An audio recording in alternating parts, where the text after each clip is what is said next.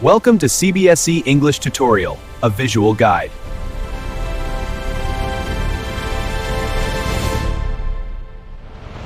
All right, Class 12, I get it. The pressure is on big time. But today, we're not just going to skim through Journey to the End of the Earth like it's just another story. Nope. We're going to break it down into the big ideas, the stuff that examiners absolutely love, so you can walk into that exam hall feeling totally prepared.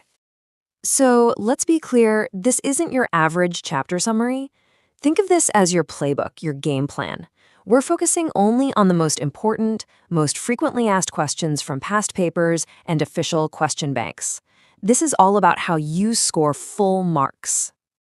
Here's how we're going to tackle this. It's a simple 5-step plan. First, we're cracking the chapter's code. What's the main point?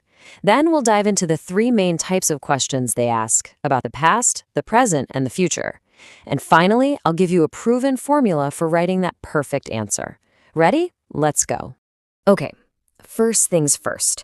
The key to unlocking this whole chapter, really getting it, is to nail down its one central message.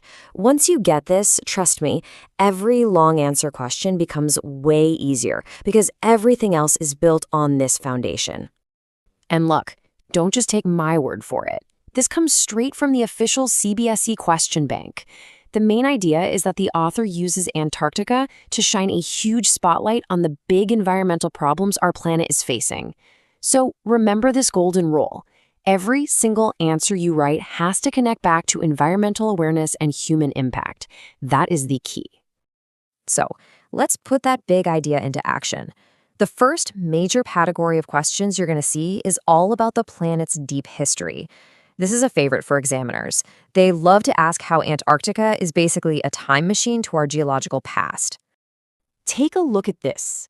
This is a classic board question. You've probably seen something like it before, right? It's a big one, and you need to have your answer locked and loaded. It's all about connecting the rocks and the ice to our own history. Okay, so if you get this question, here's exactly how you build the perfect answer. You start with the ancient supercontinent Gondwana. Explain how it all broke apart, creating the world map we know today. And then, here's the knockout punch. You mention the 500,000-year-old carbon records trapped in Antarctica's ice cores. This is your proof. It shows that the continent is like a perfectly preserved time capsule of Earth's past. All right, so we've covered the deep past. Now let's fast forward right to today. The second major theme for your exams is, without a doubt, global warming and what we humans are doing to the planet right now.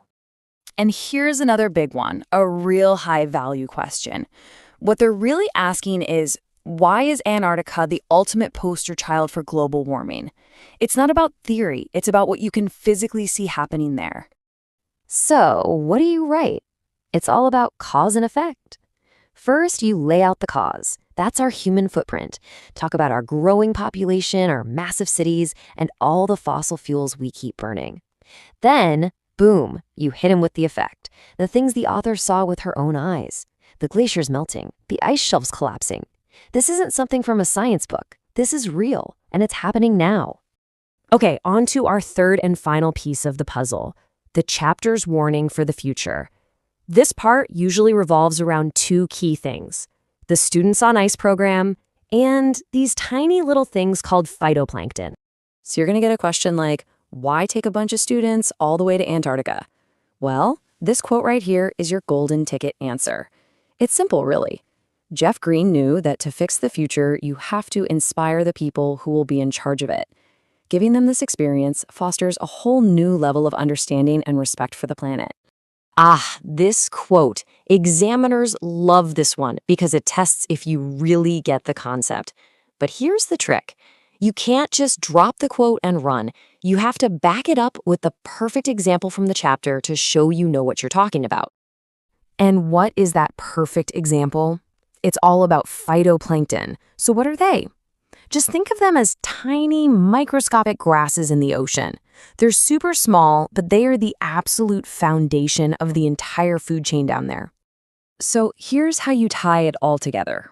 These tiny little small things, the phytoplankton, they feed everything, from krill to giant whales.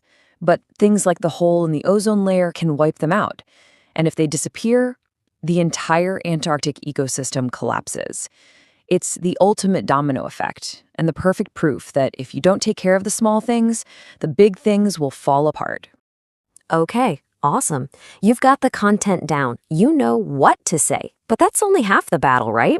Now let's talk about how to say it. Let's look at the actual techniques that top-scoring students use to get those full marks. We've looked at what the toppers do, and it really boils down to 4 super simple but super effective steps. 1. Use paragraphs. Don't write one giant block of text. 2. Underline your keywords like Gondwana or phytoplankton. Make it easy for the examiner to see you know your stuff. 3. Be crisp and concise. Short, clear sentences work best. And finally, follow the chronology of the chapter: past, present, future. It shows you really understand the story's flow. And that's pretty much it. You've got the what, the key themes and questions, and you've got the how, the writing technique to present it perfectly. You are officially locked and loaded to absolutely ace this chapter. So I'm going to leave you with this one last thought, a really powerful question from the text itself. It kind of sums up the whole chapter, doesn't it? The Earth changes over millions of years, but our actions in just one day can change its future forever. Really makes you think. All the best. Thank you for watching. See you again in a bit.